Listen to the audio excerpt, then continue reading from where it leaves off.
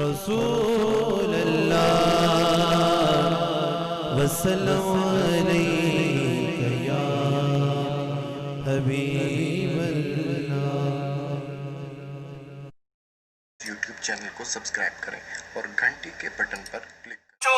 لوگوں اللہ کے لیے غور کرو، اے قبروں پہ سجدے ریز ہونے والوں، اے قبروں کو کے غلام سے غسل دینے والوں، اے قبروں کا طواف کرنے والوں، اے قبروں کی عبادتیں کرنے والوں، اے پیروں فقیروں کی ڈھیریوں پہ اپنی پیشانی کو خاک میں ملانے والوں، غیر اللہ کے لیے کیے جانے والے یہ سجدے شرک ہے۔ اللہ تعالیٰ قرآن پاک میں ارشاد فرماتا ہے قُلْ أَنَدْعُ مِن دُونِ اللَّهِ مَا لَا يَنفَعُنَا وَلَا يَضُرُّونَا، تم فرماؤ کیا ہم اللہ کے سوا اس کو پوجے جو ہمارا نہ بھلا کرے نہ برا؟ تو اس آیت کریمہ میں کفار کا رد کیا گیا ہے کہ وہ مومنوں کی طرح طرح کا لالچ دے کر اپنے دین کی طرف لوٹ جانے کو دعوت دیتے تھے، اور من دون اللہ سے بت مراد ہے جو کہ نہ نفع دے سکتے ہیں اور نہ نقصان۔ توجہ چاہوں گا، بہت اہم بات کر رہا ہوں۔ یہ وہابی دیوبندی سیدھے سادے سنیوں کو، لوگوں کو دھوکہ دینے کے لیے بتوں والی آیت پڑھ کر سناتے ہیں اور ترجمہ و تفسیر بالرائے کرتے ہوئے من دون اللہ کی آیت کو اولیاء اللہ پر چسپاں کر دیتے ہیں۔ اس لیے من دون اللہ اور اولیاء اللہ کا فرق یہ جاننا بہت ضروری ہے۔ اولاً من دون اللہ والی آیت سنیں، اس کا ترجمہ سنیں۔ اللہ تعالیٰ سورہ مائدہ میں ارشاد فرماتا ہے قُلْ أَتَعْبُدُونَ مِن دُونِ اللَّهِ مَا لَا يَمْلِكُ لَكُمْ ضَرًّا وَلَا نَفْعًا، کہ تم فرما دو کیا اللہ کے سوا ایسے کو پوجتے ہو جو تمہارے نقصان کا مالک ہے نہ نفع کا؟ تفسیر روح البیان میں علامہ اسماعیل حقی رحمۃ اللہ علیہ آپ مبارک اس کی تفسیر کرتے ہوئے فرماتے ہیں کہ اے محمد صلی اللہ علیہ وسلم، آپ کہہ دیں بطور الزام تمام نصارہ اور ان لوگوں سے جو ان کے طریقے پر چلے کہ انہوں نے غیر کو خدا بنا لیا، تو یہاں من دون اللہ سے مراد غیر خدا کو خدا بنانا ہے، جیسا کہ عیسائیوں کا عقیدہ ہے، وہ عیسیٰ علیہ السلام کو بھی معاذ اللہ خدا مانتے ہیں۔ اللہ تعالیٰ قرآن پاک میں ارشاد فرماتا ہے سورہ انعام میں قُلْ أَنَدْعُ مِن دُونِ اللَّهِ مَا لَا يَنفَعُنَا وَلَا يَضُرُّونَا، تم فرماؤ کیا ہم اللہ کے سوا اس کو پوجے جو ہمارا بھلا کرے نہ برا کرے؟ تو اس آیت کی تفسیر میں امام فخر الدین رازی رحمۃ اللہ علیہ آپ مبارک تفسیر کبیر میں فرماتے ہیں اور تو جان لے کہ اس سے مقصود بتوں کی عبادت کا رد ہے، اور اس کے علاوہ بہت سی آیت ہے، آیت میں من دون اللہ کا لفظ پایا جاتا ہے جس کا معنی یا تو بت ہے یا مخلوق میں سے جس کی عبادت کی جائے۔ تو من دون اللہ سے مراد یہ ہے کہ اللہ کے بغیر کسی کی عبادت نہ کرو، اور نہ ہی کوئی اور عبادت اور سجدہ کے لائق ہے۔ سجدہ صرف اور صرف اس وحدہ لا شریک کے لیے ہے کہ جس کی ذات و صفات میں کوئی شریک نہیں، اور غیر خدا کو سجدہ کرنا یا عبادت کرنا یہ بالکل حرام، ناجائز اور حرام ہے۔ تو معلوم ہوا کہ من دون اللہ اور ہے اور ولی اللہ اور ہے۔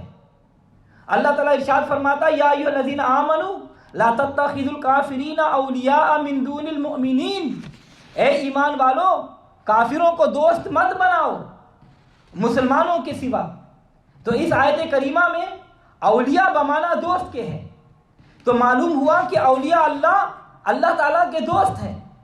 اب آپ خود غور فرمائیے کہ اولیاء اللہ اور من دون اللہ میں کتنا بڑا فرق ہے، مگر یہ گمراہ لوگ من دون اللہ کی آیت اولیاء اللہ پر چسپاں کرتے ہیں اور بتوں والی تمام آیت کو پڑھ کر کہتے ہیں کہ دیکھو ولیوں سے مدد مانگنا جائز نہیں، حالانکہ ان آیت میں بتوں کی مدد کا صراحتاً ذکر کیا گیا ہے، نہ کہ اولیاء اکرام کا۔ اس لیے اولیاء اللہ کی مدد کے ثبوت کے لیے میں آیت مبارکہ پیش کرتا ہوں، اس کو سمجھنا بہت ضروری ہے۔ الحمدللہ ہم اہل سنت و جماعت کا یہ عقیدہ ہے کہ اللہ کے سوا حقیقی طور پر کوئی مدد نہیں کر سکتا۔ حقیقی امداد تو صرف اللہ تبارک و تعالیٰ ہی کی ہے، مگر اللہ تعالیٰ کی عطا سے جو اس نے اپنے بندوں کو توفیق عطا فرمائی ہے، اللہ تعالیٰ کے بندے بھی امداد کرتے ہیں۔ تو اللہ تعالیٰ کی مدد حقیقی ہے اور اولیاء انبیاء کی مدد عطائی ہے۔ اللہ تعالیٰ قرآن پاک میں ارشاد فرماتا ہے اور ہم بطور دعا روزانہ یہ پڑھتے ہیں ایاک نعبد و ایاک نستعین، ہم تجھ ہی کو پوجیں گے اور تجھ ہی سے مدد چاہیں گے۔ تو گویا یہ کہا جا رہا ہے کہ اے اللہ ہم مشرک نہیں ہیں کہ بعض کاموں میں تو تجھ سے مدد لے اور بعض میں تیرے سوا کسی اور سے، ہر کام میں تجھ ہی پر اعتماد ہے اور تیری ہی مدد سچی ہے۔ اس میں بندے کو یہ تعلیم ہے کہ وہ اللہ تعالیٰ پر نظر رکھے اور اس کو اپنا حقیقی مدد جانے، اور اگر مخلوق کی طرف سے بھی کوئی مدد دے تو یہ سمجھے کہ یہ بھی اللہ تبارک و تعالیٰ ہی کی مدد ہے، کیونکہ حقیقی مددگار صرف اور صرف اللہ تبارک و تعالیٰ ہے۔ تو اب یہاں پر سوال پیدا ہوتا ہے کہ جب ہر کام کا مددگار اللہ تعالیٰ ہے تو پھر نبیوں اور ولیوں سے مدد کیوں مانگتے ہو؟ تو اس کا جواب یہ ہے کہ انبیاء اور اولیاء سے مدد لینا جائز ہے، کیونکہ مدد امداد دو طرح کا ہے، ایک بلا واسطہ اور دوسرا بال واسطہ۔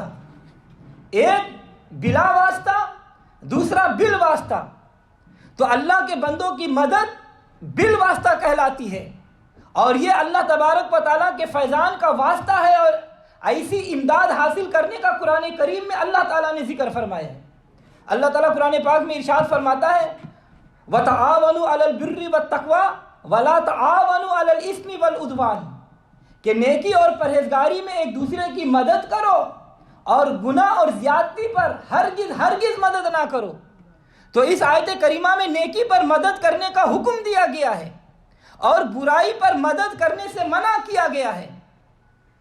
وَاسْتَعِینُوا بِالصَّبْرِ وَالصَّلَاةِ، مدد طلب کرو صبر اور نماز کے ساتھ۔ تو اس آیت کریمہ میں اللہ تعالیٰ نے نماز اور صبر کے ساتھ مدد حاصل کرنے کا حکم دیا ہے، جبکہ نماز اور صبر غیر اللہ ہے۔ معلوم ہوا کہ غیر اللہ سے مدد یہ مانگنا یہ جائز ہے۔